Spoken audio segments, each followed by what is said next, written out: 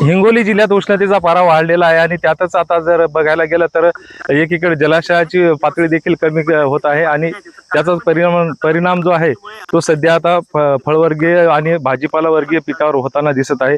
आपण सध्या हिंगोलीच्या नवलगव्हाण या शेत शिवारामध्ये आहोत आणि येथील जर फळ जे आहेत फुलगोबी आहे या ठिकाणी याची अवस्था जे बघायला गेलं तर ही पाण्यामुळे नाही तर उष्णतेमुळे झाल्याची इथे शेतकरी सांगत आहेत। सध्या ही फुलगोबी आहे ही सध्या वाळताना दिसत आहे आणि याची स्थिती जे आहे ते शेतकऱ्यांनी मोठ्या कष्टाने या ठिकाणी हे पीक घेतलेलं होतं, मात्र शेतकऱ्याला याचा मोठा फटका बसताना इथे बसलेला आहे।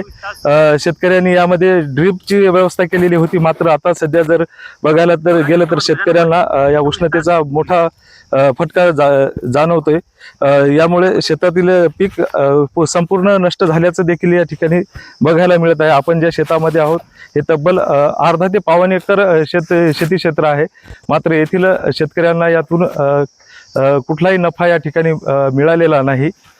जर बघायला गेलं तर बाजारभाव जर बघायला गेला तर तब्बल 50 ते 60 रुपये किलो बाजारामध्ये सध्या कोबी मिळत आहे, मात्र या शेतामधून जी या शेतीची अवस्था झालेली आहे या ठिकाणी जी अवस्था झालेली आहे मोठ्या प्रमाणावर या ठिकाणी ही कोबी वाळू करपून गेलेली आहे।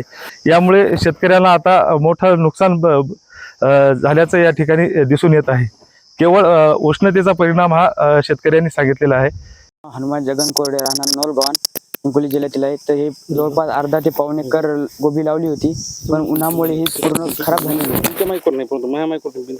नागर याच्यावर फिरवायचा आणि पुढच्या पेरणीसाठी करायचं, काहीच निघलेलं नाही, खर्च सुद्धा check check Hingoli check check check Hingoli check check check